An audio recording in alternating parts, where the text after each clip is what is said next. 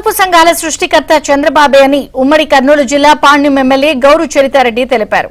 ఓర్వకల్లు మండలం పొదుపు ఐక్య సంఘం రజతోత్సవ మహాసభలో పాల్గొన్న ఆమె ఈ సంఘం మహిళలు మొదట్లో రోజుకు ₹1 చొప్పున పొదుపు చేసేవారన్నారు. కానీ ఇప్పుడు రోజుకు ₹1000 పొదుపు చేసే స్థాయికి ఎదిగారని గౌరు చరితారెడ్డి సంతోషం వ్యక్తం చేశారు. ఈ సంఘం గౌరవ అధ్యక్షురాలు విజయభారతి కృషి వల్ల జాతీయ అంతర్జాతీయ స్థాయిలో ఓర్వకల్లు మండల పొదుపు ఐక్య సంఘంకు మంచి గుర్తింపు వచ్చిందని చెప్పారు.